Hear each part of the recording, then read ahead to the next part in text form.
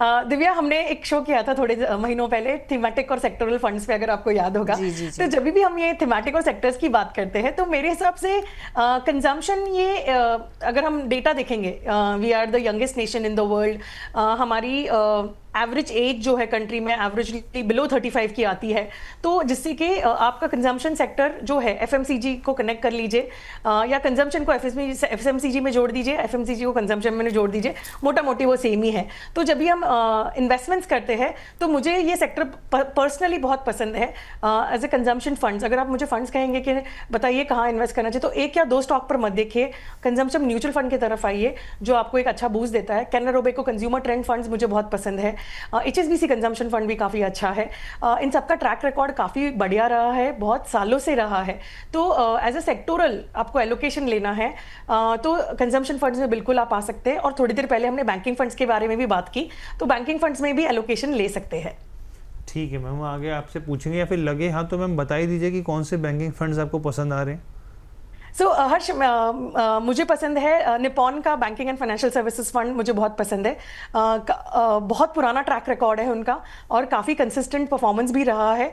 जब भी इकोनॉमी नीचे आती है तो डेफिनेटली ये फंड्स को इफेक्ट करते हैं, क्योंकि फाइनेंस अगर नहीं चलेगा तो आपके इकोनॉमी भी स्लो डाउन है, इसलिए स्टॉक्स नहीं चल रहे। तो इट्स लाइक अ विक्शियस सर्कल। तो जब भी हम फाइनेंशियल सर्विसेज में बात करते हैं तो अगर हमें लग रहा है कि अगर हम वो run up to the 3 trillion economy और वो सब हम बात कर रहे हैं, तो I think financial services will be a good sector to be in. और अगर आप मुझे ऐसा सवाल पूछेंगे दोनों मिलके कि अच्छा सब में पैसे डालेंगे तो कैसे डिवाइड करेंगे, तो there is one fund called ICICI Prudential thematic advantage fund of fund. तो ये इंटरनली फंड हाउस जो है वो खुद ही डिसाइड करता है कि कौन से सेक्टर या कौन से थीम में अभी ज़्यादा एलोकेट करना चाहिए, जिससे कि आपका पैसा आपको टाइम ना करना पड़े, म्यूचुअल फंड कंपनी ही उसे एलोकेट कर देती है। बिल्कुल मैम, और आपका यही स्टाइल जो है ना मुझे बहुत अच्छा लगता है कि एक क्वेश्चन के अगर हम लोग एक क्वेश्चन पूछते हैं तो उसके साथ आप 2 आंसर और देते हैं जो निवेशकों के लिहाज से काफ़ी ज़्यादा इंपॉर्टेंट हो जाते हैं। एक्स्ट्रा टिप जो होती है मैम की सिप की बोनस, एक्स्ट्रा बोनस मिल जाता है मैम जब आती है हमारे व्यूअर्स को, तो इसके लिए thank you so much ma'am. एक फोलियो ले लेते हैं हम लोग ब्रजेश कुमार जी का। ये कह रहे हैं कि मेरी 2018 से करीब 28,500 रुपये महीने की 10 SIP चल रही है यहाँ पे। अभी 6 लाख का कॉर्पस है। रिटायरमेंट के लिए 10 साल बाद 4 करोड़ जुड़ पाएंगे नहीं जुड़ पाएंगे, मेरा पोर्टफोलियो रिव्यू कर दीजिए।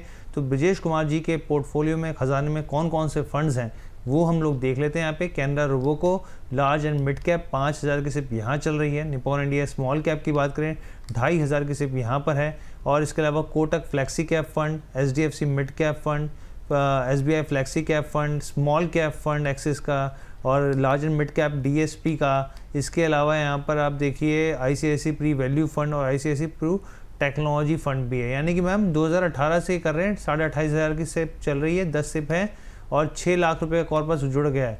अगले 10 साल के लिए 4 करोड़ का कॉर्पस जुटाना है मैम, हो पाएगा? हर्ष, डेटा अगर हम देखेंगे तो इनके नंबर्स के हिसाब से नहीं हो पाएगा, इन्हें सिप अमाउंट बढ़ानी पड़ेगी, बिकॉज इन्होंने कहीं पे भी सिप टॉप अप करेंगे, स्टेप अप करेंगे ये नहीं लिखा है। तो अब तक का जो पैसा है इनका टोटल, मैं आपको अमाउंट बता देती हूँ कि ये कहाँ तक पहुँचेगा। ये पहुँचेगा हर्ष, एक सेकेंड, ये टोटल जो सिप अभी कर रहे हैं हर्ष, उससे ये 28,500 से अगले 10 साल में 12% अगर पोर्टफोलियो का रिटर्न रहा तो इनके पोर्टफोलियो वैल्यू हो जाएगी 63 लाख की। ठीक है, और अगर इन्हें 4 करोड़ के पोर्टफोलियो पे पहुंचना है तो इन्हें आज से 1,71,000 1,71,000 की SIP करनी पड़ेगी, अपार्ट माइनस द 28,500। तो अगर इतना सिप करेंगे तो आपका 4 करोड़ का पोर्टफोलियो पहुंच पाएगा, वरना आपकी 4 करोड़ की कॉर्पस नहीं बचेगी, क्योंकि 10 साल जब भी हम इतना लंबा निवेश नहीं सोच रहे हैं, सिर्फ 10 साल सोच रहे हैं, तो आपका जो टारगेट है वो बहुत बड़ा है, जो है 4 करोड़ का। तो निवेश जो है कर रहे हैं वो कम पड़ेगा, आपको बढ़ाना पड़ेगा, नंबर 1। नंबर 2, इतने सारे फंड्स रखने से बेटर है 4 अच्छे फंड्स में निवेश कीजिए, जिससे कि आपकी कॉस्ट ऑफ होल्डिंग इन्वेस्टमेंट्स जो है वो कम रहेगी, प्लस ओवरलैप भी जो है पोर्टफोलियो का कम रहेगा।